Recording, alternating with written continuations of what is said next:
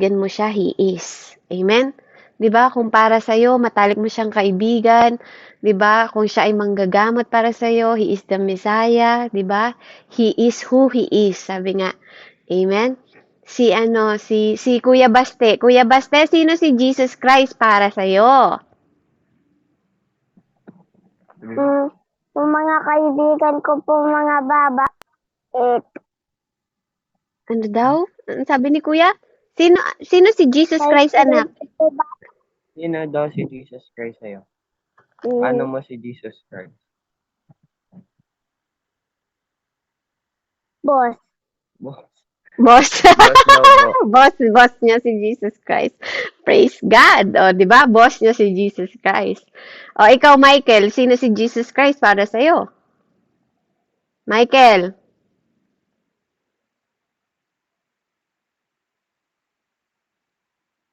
Lapit kayo yung isa. O, Mike. Sino po? Na-mute po. Na-mute. Siya po ang nagbuwis ng buhay niya para iligtas tayong lahat. Amen. Sa purihin ng Panginoon, ano, mahalaga na hiningi ko yung inyong mga opinion bilang mga bata, no, bilang mga kabataan, kasi gusto kong malaman ninyo at na maintindihan ninyo at maunawaan ninyo yung mensahe natin ngayong oras na to, no? So, ang pag-aaralan po natin, who is Jesus Christ? Amen? Who is Jesus? Amen? So, sana maintindihan yung mabuti, no po? At maipaliwanag nyo rin sa mga tao pagdating ng panahon kung bakit tayo nagpapagal, kung bakit tayo naglilingkod, amen? At kung bakit tayo nagsusunog ng kilay natin, no? Kung bakit tayo sumasampalataya sa Kanya. Amen? So dito, no? At Tita Nika, paki-ano nga slide, wala ako kasi hindi ako pwedeng hindi ko alam kung bakit. Ayan, so dito, makikita natin, na maraming variety, no, of view, no, na kung sino ang Jesus Christ dito sa mundong ito, lalo na pag sinabi sa mga about sa mga relihiyon, ano, pag tayo ay napunta sa religion, maraming sinasabi about kung sino si Jesus Christ. Pero mahalaga sa inyong murang edad na makita nyo, no, kasi maraming sa Christianity, no po, kung paano nila dinidistinguish si Jesus Christ is only by view ng religion, no? It's not religion, no? Si Jesus Christ is not religion. Amen? So, ang divine, siya po ay tinatawag na katulad ng sabi ni Ate Janice kanina, He is the divine Son, no? Fully God and fully man. Na po, yun ang sabi. The Savior, He is our Savior. Katulad ng sinabi ninyo, tagapagligtas natin si Jesus Christ, no? Who offers salvation, amen, through His sacrificial death, dahil sa kanyang pagkamatay and resurrection. Amen, yun yung sinabi ni Ate Janice kanina, no, na kung bakit tayo naglilingkod sa Panginoon, kasi alam natin, 'di ba, na siya yung nagsakripisyo ng buhay niya para sa iyo at para sa akin.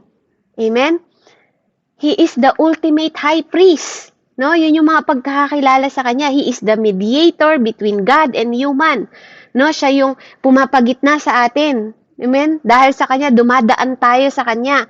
Siya yung nagaano ng mga panalangin natin. He is the ultimate prophet. No, siya yung ultimate prophet din, hindi lang siya basta Diyos. No, siya yung pinakamataas din na propeta who perfectly reveal God's will and truth. No, na pinaunawa niya yung God's will, yung kalooban ng Diyos Ama at katotohanan sa mga sangkatauhan sa atin.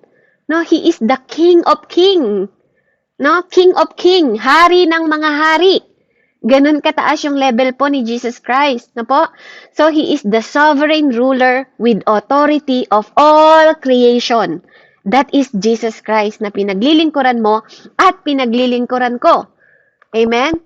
So, over 300 recorded, no, ng prophecy sa Old Testament concerning about Jesus, no, na tumutukoy about kay Jesus, no, yung mga prophecy sa kanya, na sinabi, He is the divine communication, no, na nagsasabi na sa message po na we believe that He is the inspired God, no po, na nagtetel ng future, no? Siya yung nagsasabi ng magaganap sa future, na predict nila yung future event, no? For warning us and guidance, yung concern action po at mga consequence na pwedeng mangyari.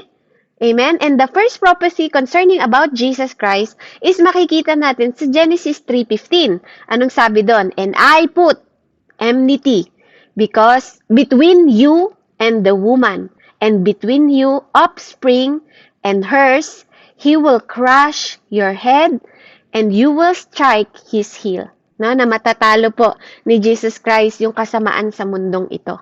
No, sa panimula pa lang, no po, pinakita na po yung kapangyarihan. At sa mga prophetic, no, sasabihin ko lang yung mga verses pero hindi na natin kailangan puntahan, no, pwede, pero pwede nyong isulat yung mga verses na sasabihin ko at basahin nyo, no, kapag pray kayo para malaman nyo yung Jesus Christ na to na tinutukoy, no. Sa prophetic na po, ang classification po ng sa lineage or sa mga kamag-anak or sa mga history ng mga kamag-anak ni Jesus Christ na makikita nyo doon sa Genesis 49:10 at Isaiah 11:1. His birthplace, no, makikita nyo sa Micah 5:2. His virgin birth, makikita ninyo sa Isaiah 7:14. His role as a prophet, makikita ninyo sa Deuteronomy 18:15. Yung suffering niya at saka yung kamatayan niya, makikita nyo sa Isaiah 53 at Psalm 22. No po? And his resurrection, makikita ninyo from the Old Testament pa lang, nasa Psalm 16:10. His reign as king, no, yung kung paano siya naging hari, makikita nyo sa Zechariah 9 verse 9, chapter 9 verse 9, Daniel 7:13 hanggang 14, at sa kanyang pagbabalik, makikita ninyo sa Zechariah 14:4, no? So yan yung mga verses na from the Old Testament pa lang, no, na propesya, pinapakilala na si Jesus Christ. No po? At makikita natin, no, siya ang nag-iisa na nagpulpil po, no, ng 8 prophecy nearly impossible. No po? Sa Peter, no po, makikita natin din kung paano nila pinatotoo sa mga bagong tipan, no, ang illustration kung sino po si Jesus Christ. So marami pa po ang nagpatotoo, no, hindi lang pinatotoo sa salita, kundi makikita natin from Old Testament to New Testament kung sino si Jesus Christ, na po. Kaya the first time he was acknowledged in public, makikita po natin, no, sa John. Si John po ang nagsabi nito, no, sa John the Baptist, na po sa Matthew 3. Meron slide si Tita Mika. Matthew 3:16 hanggang 17. Sabi doon, ayan, ito yung first time, ano, na nakita, na pinahayag po si Jesus Christ. Sabi niya dito, verse 16, hinayagan siya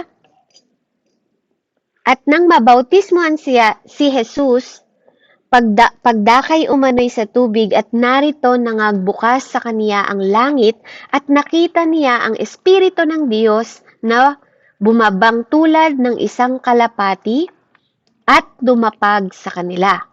At narito ang isang tinig na mula sa langit na nagsabi, "Ito ang sinisinta kong anak at siya kong lubos na kinalulugdan." Amen? So, siya daw yung sinisintang anak ni God the Father, no? Na narinig ni John yung tinig ng boses po ni God the Father. Actually, kay John yun pinarinig, hindi naman kay Jesus Christ, no? Kaya kung makikita ninyo na yung yung verse na yun, ano, sa Matthew, na po, si John po ang nakarinig ng salita na yun, no, from heaven, na sinasabi ni God the Father. So, the first disciple na to have a revelation who he was, yung namang first disciple na tinanong niya sa Matthew, no, na nagpatotoo kung sino daw siya. Ano daw sabi sa Matthew 16:13 hanggang 16? Sabi niya doon, Matthew 16 po. Sa Matthew 16, 13 hanggang 16, nung tinanong ni Jesus Christ si Peter na isa sa kanyang disciple, sinabi niya doon nung pumunta doon si Jesus Christ, slide po. Sa Matthew 16:13 hanggang 16, sabi niya, nang dumating nga si Jesus sa mga sakop ng Cesarea ni Filipo, ay tinanong niya ang kaniyang mga alagad at sinabi, ano baga ang sabi ng mga tao kung sino ang anak ng tao? At kanilang sinabi, anang ilan si Juan Bautista, anang ilan si Elias, at ang sabi ng iba si Jeremias o isa sa mga propeta. Kaniyang sinabi sa kanila, datapwat ano ang sabi ninyo kung sino ako? At sumagot si Simon Pedro, at sinabi niya, ikaw ang Kristo, ang anak ng Diyos na buhay. At sumagot si Jesus sa kanya at sinabi, mapalad ka Simon, Barjonas, sapagkat hindi pinahayag sa iyo ng laman at ng dugo, kundi ang aking Ama na nasa langit. So siya daw po ang Diyos na buhay. Amen? You are Christ, sabing ganon. No po? Kaya dito, pag-aaralan natin, buksan po ninyo yung inyong mga Bible, ano? Ngayong araw na to, makikita natin, no po, kung paano natin truly na ma-identify po kung sino si Jesus Christ. I-explore natin kung sino po si Jesus Christ. So, samahan niyo po ako magbuklat sa John 1, 1 hanggang 18. Ayan, Ate Janice, Ate Jane, si Ate Janice ang name niya dito. Meron ka bang Bible? Pwede mo bang pakibasa? Yes po, ko lang po. Okay, yung John 1, 1 hanggang 18, Tagalog. English kasi nasa akin eh.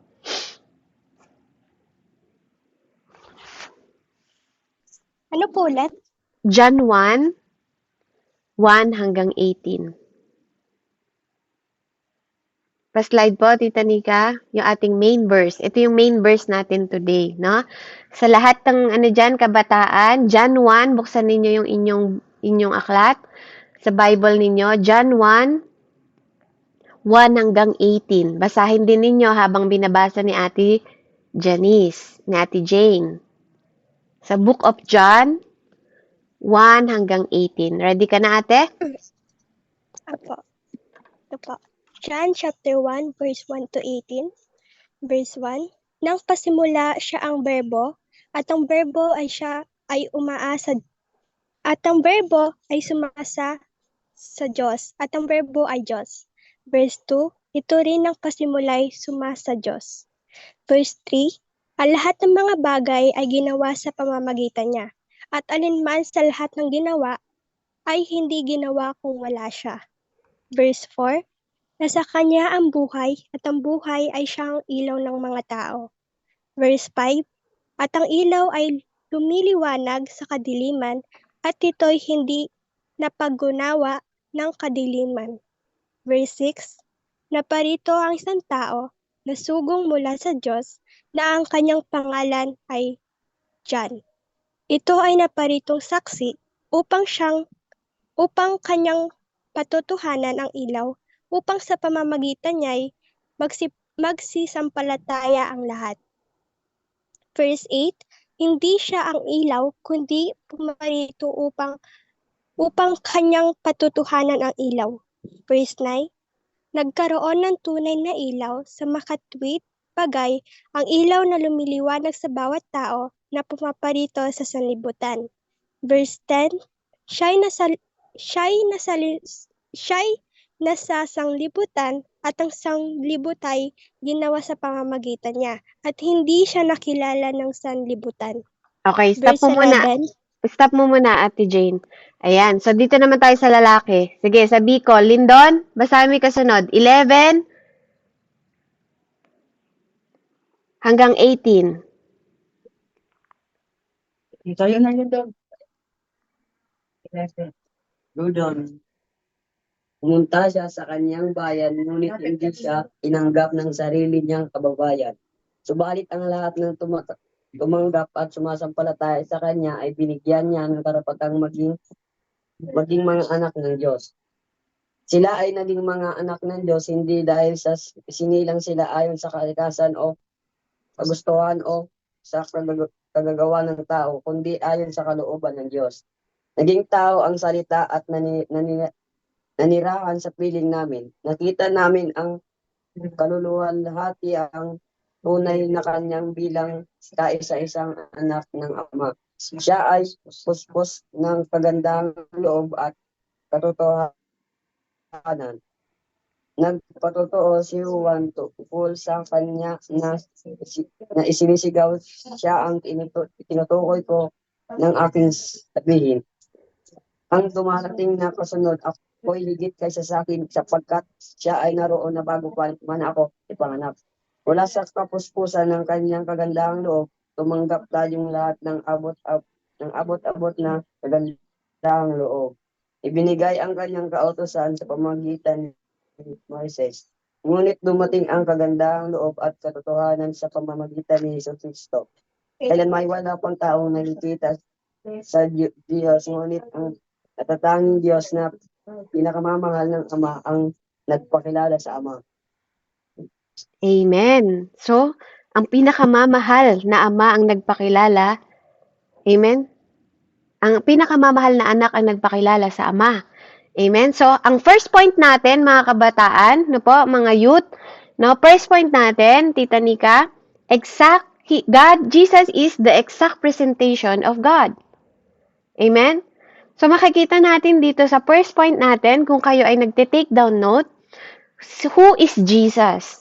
No, ang number 1 natin, He is the exact presentation of God. Amen? Pakibasa nga, Kuya Raymond. Kuya Raymond, sa John 1:18, anong sabi?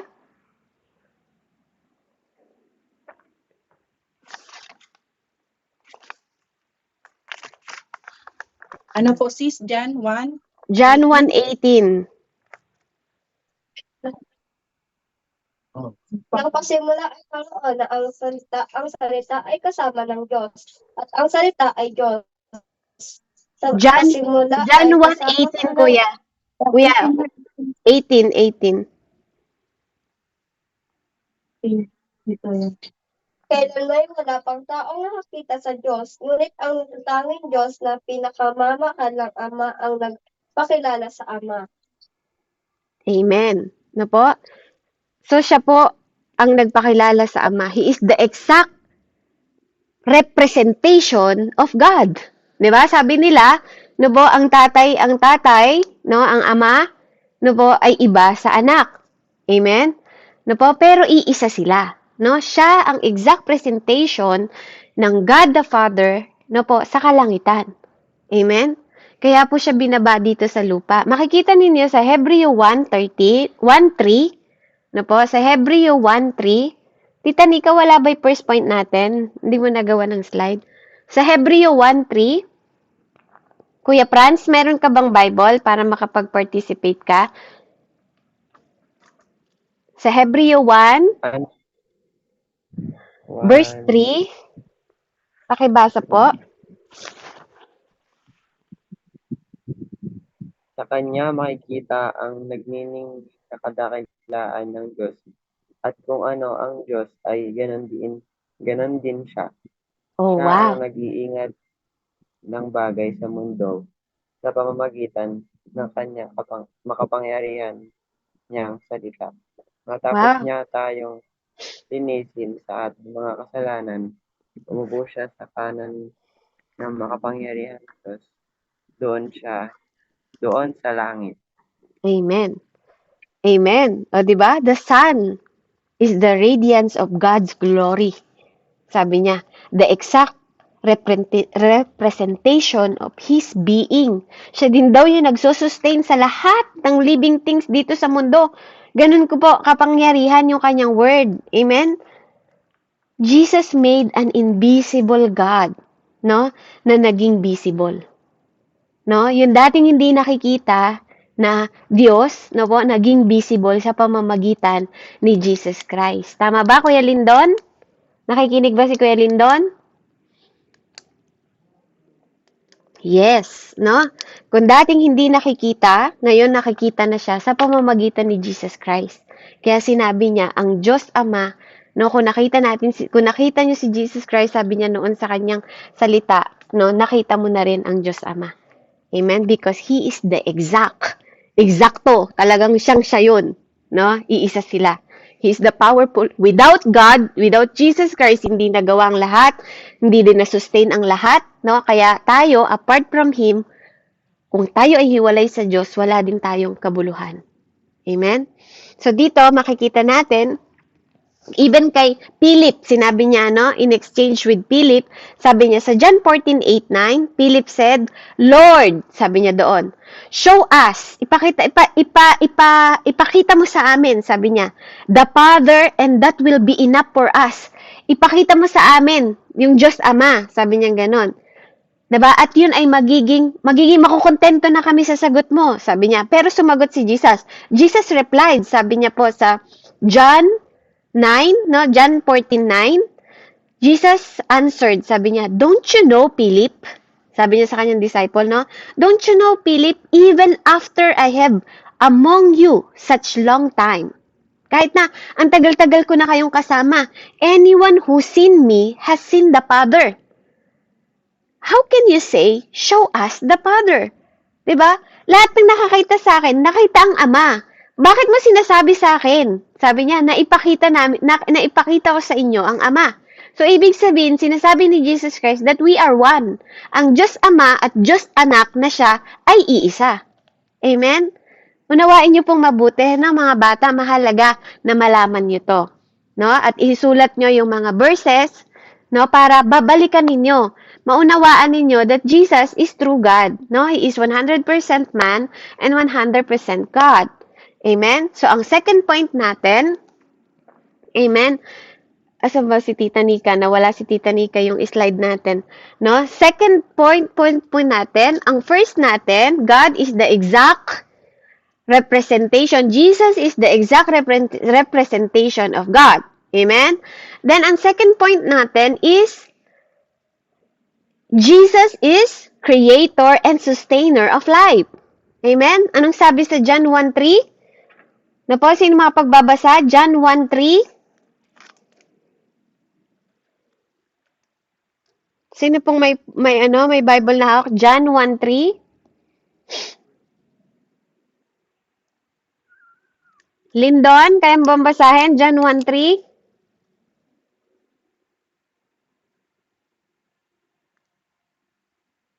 Lindon. Nilikha ang lahat ng bagay sa pamamagitan niya at walang anumang nilikha nang hindi sa pamamagitan niya. Walang lahat. Kuya Lindon, ibig sabihin lahat nilikha sa pamamagitan niya. No? Wala daw nilikha na hindi nanggaling sa kanya. Amen? Malinaw yon, ha? He is the creator, sabi doon, and sustainer of life. So, ibig sabihin, Kuya Lindon, hindi galing sa science lang ang mga planeta. Tama? Hindi galing sa unggoy si Kuya Michael. Tama? Si Kuya Michael hindi galing sa unggoy, no? Nakatulad ng pinag-aaralan niyo sa science. So, everything is from who?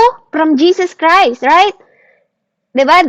They are the creator and sustainer. Hindi lang siya nag-create, sinusustain niya pa lahat ng bagay, no? Kung bakit di nagbabangga yung mga planeta, diba? Siya ang nagsusustain noon, siya ang naglalagay ng balance. No, kaya si Jesus is the creator and sustainer of life. Siya rin pala ang nagbigay ng buhay mo, Kuya Michael, no? Tsaka si Kuya Raymond, tsaka si Ate Jane, tsaka si lahat tayo, si Kuya Franz, 'di ba? Si Kuya James. 'Di ba? Lahat tayo, si Tita Nika, ako. Siya pala 'yung nagbigay ng buhay sa atin. And apart from him, 'di ba? Nothing was made. 'Di ba? Kung hindi sa kanya, walang bagay sa mundong ito na nagawa at nalikha. 'Di ba? Because from one pa lang 'di ba? The word is God. 'Di ba? Si God muna bago yung world. Amen? At bago din yung word. Bago may nagsalita, may God muna. God first before everything else, 'di ba? Kaya dapat naiintindihan at naunawaan niyo 'yon na He is the creator. Lahat ng nakikita ng mata ninyo, na po, Diyos ang lumikha, no? Kahit pa sabihin nyo mga gadget nyo yan, because He created man, no po? Sila ang nag-create, siya ang nag-create ng man. Lahat ng wisdom, knowledge, and understanding ng man, no po, galing yun sa Kanya. Because He is the life sustainer. Amen? So ano pong sabi niya sa ano? No po? Hindi lang siya basta si Jesus, no? He's not only created you, no? He is also a life sustainer, 'di ba? Siya yung ano, dahil kaya ka nag-i-exist at kaya ako nag-i-exist. Amen? Because of Him. So hindi tayo pwedeng mag-attempt ng buhay natin na lumayo sa Diyos, no? Hindi natin pwedeng ilayo yung sarili natin, no? Kapag iniwan natin ang Panginoon, no, tayo ay magugutom. Amen? Tayo ay mauuhaw. Kaya nga sabi niya, He is the bread of life. 'Di ba? Sinabi din po yan sa John 6:35. Anong sabi niya doon? Then Jesus declared, I am the bread of life. Sabi niya, whoever comes to me will never go hungry, and whoever believes in me, sa lahat ng sabi niya, sa lahat ng tatanggap sa akin, sabi niya, magkakaroon ng buhay.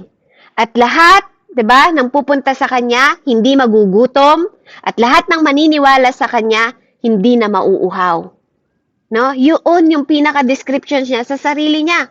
No po? So, He is nagsusustain siya ng buhay natin. No? Kung bakit nag-exist yung buhay natin? Because of Jesus Christ. At hindi tayo daw magugutom kung tayo ay laging nakalapit kay Jesus Christ. Hindi tayo na mauuhaw. No? Wala nang uhaw, wala nang gutom. So, malinaw doon na may security tayo pag kay Jesus tayo lumalapit. No? May seguridad.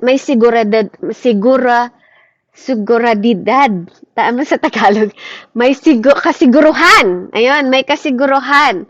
No, yung ating buhay kapag tayo po ay nakalapit kay Jesus Christ. Kaya meron tayong confident na tayo po ay isusustain ni Lord sa bawat araw, sa mga biyaya niya, no, even pagkain natin physical, even spiritual, even emotional, even no physical na buhay natin, no, because He is the Father na nag-create sa'yo at magsusustain ng buhay mo. Siyang may hawak ng buhay mo. Nasa kamay niya ang buhay mo. Lahat ng bagay sa mundong ito nasa kanyang kamay. Amen? Kaya, ang point number 2 natin, Jesus is the creator and sustainer of life. And third point po natin, Jesus is the purifier of sin. Okay, pa-slide po, Tita Mnika. Jesus is the purifier of sin. Amen?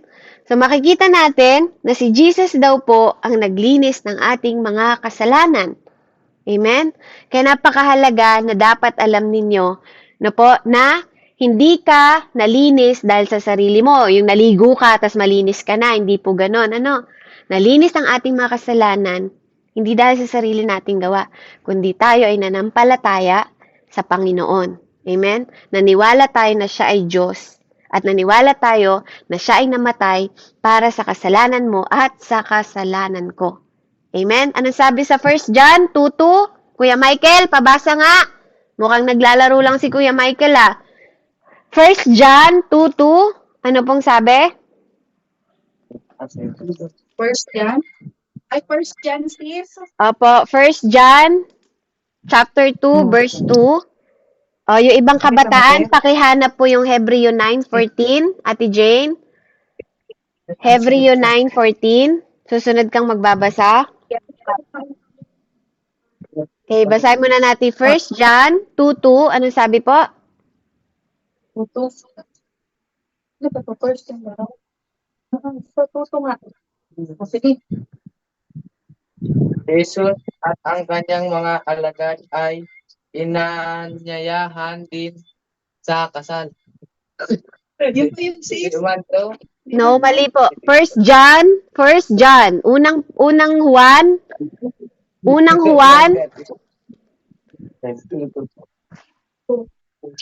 Chapter 2, verse 2.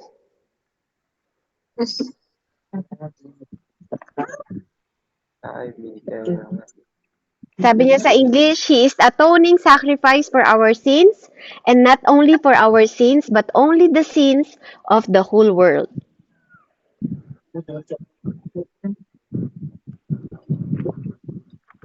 Nakita niyo po ba? 1 John 2:2. Ito.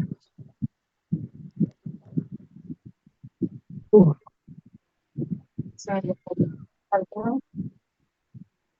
Ito na. First, dyan? Oo. Di ba ito yun? Kanina, si Kristo ang handog. First 1. First 8, 1. Yan na. Si Kristo ang handog sa ikapagpapatawad ng mga kasalanan. Hindi Amen. lamang ating mga kasalanan, kundi maging ang kasalanan ng lahat ng tao. O, lahat ng tao, Kuya Michael ha, hindi lang yung kasalanan mo. Lahat ng tao. Sino daw ang binayad? Jesus. Si Jesus. Jesus. No po? He is the purifier of sin. Kaya ka nalinis. Anong sabi Ate Jane sa Hebreo 9:14?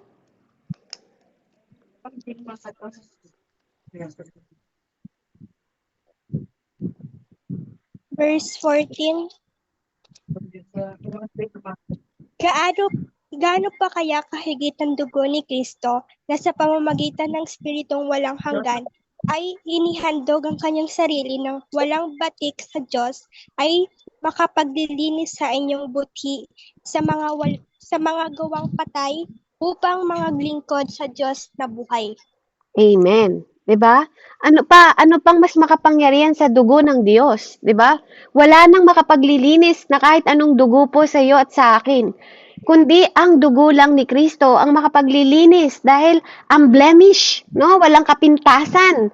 Yung God na 'yon na nag-cleanse, 'di ba, ng conscience natin, ng mga action natin na maglilid sa atin to death kung hindi natin nakilala ang Diyos, no? Tayo ay may kamatayan. Hindi tayo magkakaroon ng buhay ng walang hanggan. Kung hindi pinurify ni Lord yung ating sin, lahat tayo, ikaw at ako, at buong tao sa sanlibutang ito, ay kandidato sa impyerno kung hindi kay Jesus Christ. Amen?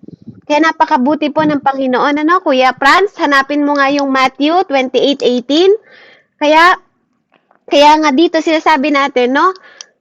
We don't have to hide our brokenness, no po, from one who came to make us well.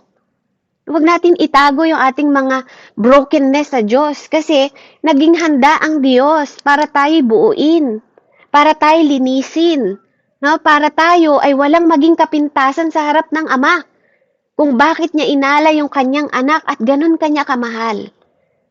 No? Na handang mamatay ang Diyos anak para sa iyo.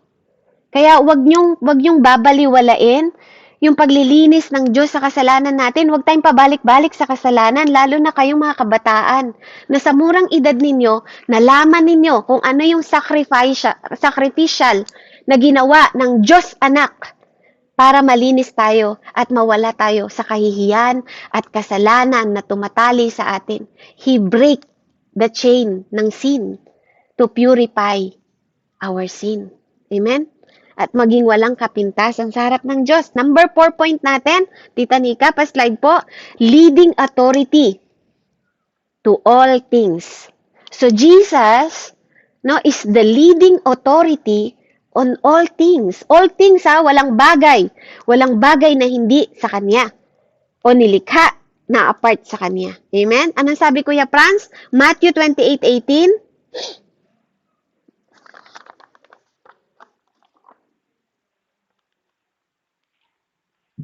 Lumapit sa kanila si Jesus at sinabi, ibinigay sa akin ang lahat ng kapangyarihan sa langit at sa lupa. Amen. Diba po? All authority in heaven and earth has been given to me. No, kanino daw binigay? Sa Kanya. No? Binigay na sa Panginoon, kaya He is leading the authority on all things.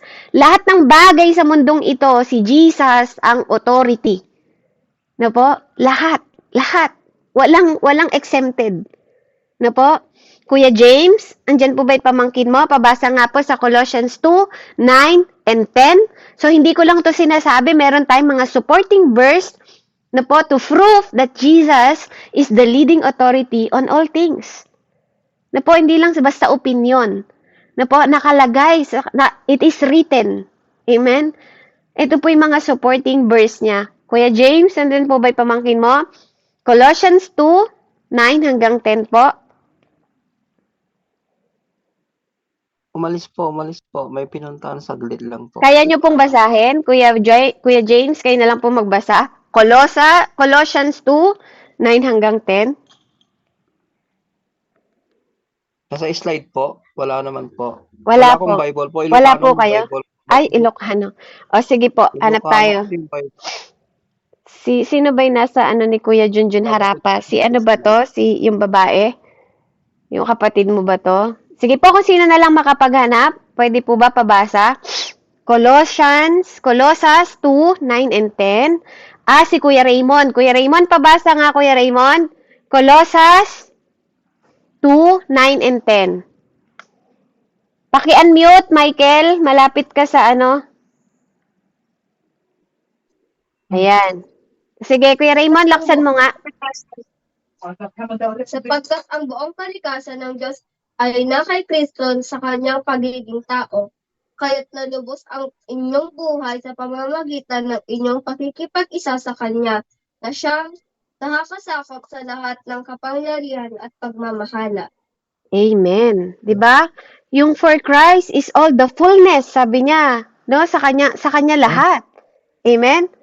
No, dahil kay Kristo, He brought the fullness, lahat ng kabuuan. He is the head over the power. No po? Of every power, sa lahat ng kapangyarihan po, ang Diyos, 'di ba? Ang namamahala. Siya ang pinaka-head, siya ang pinakaulo ng lahat ng kapangyarihan dito sa mundo. Amen? Kaya He is the leading authority. No? Even the church, siya ang head. Even the body, siya ang head. No? We are just the body. Pero siya ang kataas-taasan. Amen? Ng lahat ng bagay sa mundong ito. No? Kaya, hindi po pipitsugin yung Jesus na sinasabi ninyo. No? Kaya, every time na tinatawag nyo yung name ni Jesus, every time na sinasamba nyo yung name ni Jesus, every time na pinasasalamatan nyo, it means everything. Jesus is everything. No? Kaya dapat po makilala nyo siya ng lubusan. Amen? Makilala nyo siya as your, 'di ba, exact representation of God. Amen? Creator and sustainer ng buhay mo. Amen? Purify, siya po yung nag-purify ng sin mo, ng lahat ng kasalanan ng sanlibutan, and He is the leading authority of all things. Siya po ang namamahala sa lahat ng bagay sa mundong ito. So there's no condition na He cannot change. Walang kondisyon sa mundong ito na hindi niya kayang baguhin. There is no prison. Walang prison, no? Na nakakulong na hindi niya kayang i-unlock. 'Di ba? No po, walang makapagkukulong sa inyo kung si Jesus Christ po ay nakikilala natin as our Lord. Amen? Walang kasalanan ang pwedeng gumapos sa inyo. There's nothing to dead. Walang patay, no, sa kanya na hindi niya kayang i-resurrect. No po? Ganun siya kapangyarihan. Ganun makapangyarihan ng Diyos. And there's nothing broken for Him that is not, 'di ba, na pwede niya, na kaya niyang buuin. Na kung ikaw ay broken into pieces, kaya kanyang buuin. Amen? Kasi He is close to the broken heart.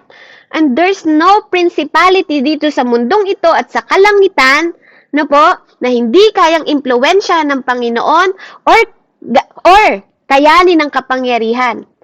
No, because He cannot overthrow. Hindi mo pwedeng itapon yung pangalan ni Jesus Christ o hindi mo siya pwedeng tapakan because He is the authority. No, He is the power. Even the darkness, no? The darkness kayang liwanagan ng Lord. No? Yung darkness po, no, pwedeng maging maliwanag because of Jesus Christ. No? Na yung battle po, kahit yung battle mo, it's not your battle. No? Kaya kang ipanalo ng Panginoon sa battle mo. Kaya mahalaga po nakilala natin yung Jesus Christ na yon, no? Kaya kapag mini-mention natin si Jesus Christ, no mo, na pag bine-mention natin si Jesus Christ, He is the chain broker. No? He is the chain na nag-break ng mga ano natin, ng mga kasalanan natin, no po? Siya yung pag inire-rebuke mo yung demon, no? In Jesus name, kapag nananaginip kayo ng mga masasamang panaginip, banggitin niyo in Jesus name, no? Kaya niyang palayasin yon, magbabanish yung lahat ng evil, no, mawawala sila. No, kapag ikaw ay may sakit, by His wound, you are healed. In Jesus' name. Di ba po? Kapag may storm, kapag may bagyo, kapag yung mga bulkan ninyo dyan, lumuluwa ng lava, puputok na, just call the name of Jesus. He is the Savior.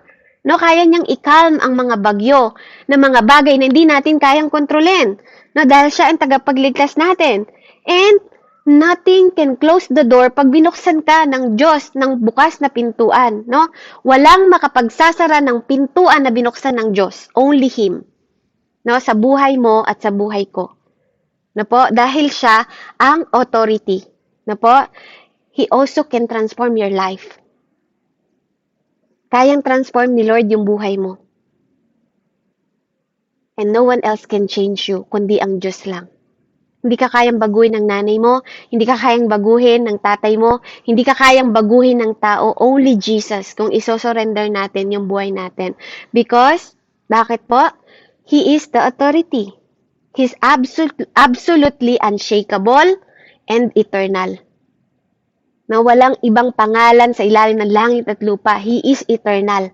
Dito sa mundo, makapangyarihan ang kanyang pangalan. Even sa langit lang, makapangyarihan ang kanyang pangalan. Amen? He is the one who called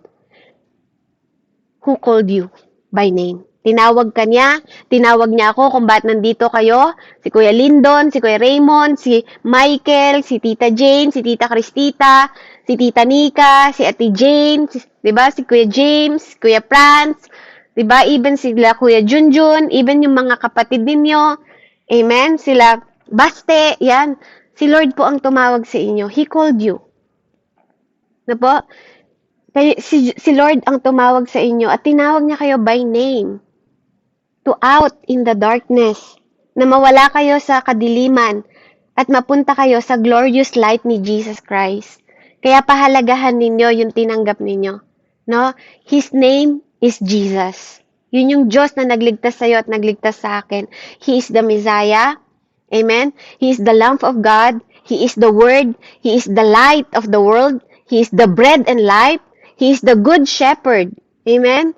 He is the King of Kings. He is the Lord of Lords. Diba? He is the Alpha and Omega. No, ang the beginning and end. He is the way. He is the truth. Amen? Diba po? He is the life. He is the resurrection. And the light. He is the Redeemer. Amen? He is the great I am. Okay? Kaya, and today, ngayong araw na to, diba, He is calling you to fully surrender your life to Jesus. Na matuto tayo na isurrender natin yung buhay natin sa Diyos.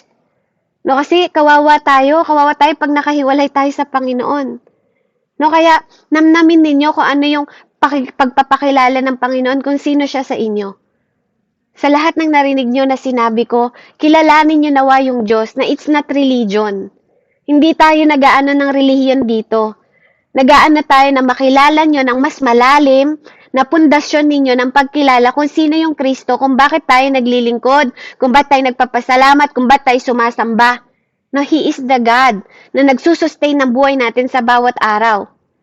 Amen? He is God na nagpurify ng kasalanan natin.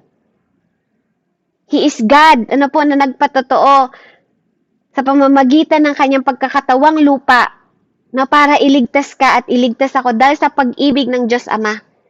Amen? Kaya ngayong araw na to, nawa may apply nyo sa inyong mga buhay, na po, kung paano nyo kinikilala yung Diyos, kung paano nyo siya ginagalang, kung paano nararanasan nyo yung presensya ng Panginoon sa buhay nyo, at kung sino siya sa buhay ninyo. Na nawa, na po, maipaglaban ninyo yon. Kasi kayo at ako, pinaglaban ng Diyos hanggang kamatayan. Kaya sana alam ninyo kung ano yung halaga ng pinag-aaralan natin kung sino siya sa buhay ninyo. No, hindi tayo naglalaro dito. Makikita nyo lang kung gaano kaseryoso yung pinag-aaralan natin kapag dumating ang panahon na wala ka nang makapitan kundi yung Jesus Christ na yon, because He is your everything. Kung bakit naglilingkod yung mga magulang ninyo, kung bakit nagpapagal silang lumakad, kung bakit pinapakilala namin si Jesus Christ, kung bakit nagpupuyat kami kahit 12:00 na ng gabi dito sa Amerika. Dahil it is matter Mahalaga yung buhay ninyo, mahalaga yung kaluluwa ninyo, mahalaga yon, no? Dahil kung hindi ka mahalaga, hindi mamamatay si Jesus Christ para sa iyo at para sa akin at para sa lahat ng tao sa mundong ito. Kaya purihin ng Panginoon, yung Diyos na yon na si Jesus Christ, no po, kailangan nating purihin because He is our Lord and Savior. Amen? Katulad ng mga sinabi nyo kanina, kung sino siya sa inyo. He is the love. Hindi ka lang niya minahal. He is love itself. No? Kaya kung nagbibigay ka ng pagmamahal sa ibang tao, na yun yung Diyos, binibigay mo yung God sa ibang tao. Kung pinapakilala mo siya sa kaibigan mo, you're giving the love sa kaibigan mo. Because God is love. Amen? So let's pray. Heavenly Father, we thank you. We bless your name, Father. Thank you. For you are our God, na hindi ang kapitbahay namin ang Diyos namin, hindi ang kaibigan namin ang Diyos namin. Salamat kasi ikaw ang Diyos namin, na sa kabila ng kaming kasalanan, karumihan, at sa darkness ng buhay namin, even before, Panginoon, hindi ka nag-alinlangan na mamatay para sa amin. Hindi ka nag-alinlangan, Panginoon, Lord, na ihiga ang iyong katawan, ipako sa krus, mamatay, ilibing, at nabuhay muli para ipatunayan sa amin na may eternal life because of you. You are our resurrection, Father. You are our purifier ng sin namin. Ikaw din ang exact, Panginoon, example ng God na nabuhay sa mundong ito at nagpatotoo kung na pwede naming mahalin ang kaaway namin, na pwede kaming hindi magkasala, na pwede kaming maging perfecto, not because of our own strength, but because of you. Lord, thank you na ikaw ang authority and hindi ang mga tao sa mundong ito. Thank you for you are our God na kinikilala namin, Panginoon, sa Espiritu at katotohanan. Thank you for you are our Father, our friend, and our best friend, Panginoon. Our healer, Panginoon, our Messiah, the Alpha and Omega, Panginoon, the beginning and end. Thank you for you have planned for us not to harm us, but to give us life and hope in future, Father God. Thank you for giving us the eternal life to believe in you, Father God, and give you all the glory and honor sa lahat ng ginagawa namin. For we do this, Father God, for your glory. We thank you, Father God, for you are our Father God. For you are the Son of God, who is Jesus Christ, our Lord and Savior. We give you honor, Father, sa umagang ito, sa ngalan ng Ama, Anak, Espiritu Santo, at nawa, mailagay mo sa mga puso ng batang ito kung gaano kaimportante yung pangalang tinanggap nila sa kanilang buhay at maipakilala ka rin nila sa iba pa at marami pang kabataan, kasangkapanin mo yung mga buhay nila. Kasangkapanin mo, Panginoon, yung mga kabataan na to, na mabago ang henerasyon ng kabataan sa kanilang mga buhay at maging pagpapala sila sa ibang tao. Salamat po, O Diyos, sa iyo po ang lahat ng papuri, pasasalamat at pagsamba sa pangalan ni Jesus na aming Diyos na buhay. Amen and amen. Glory to God and God bless po sa bawat isa. Amen. Amen. Purihin ng Panginoon. Maraming salamat.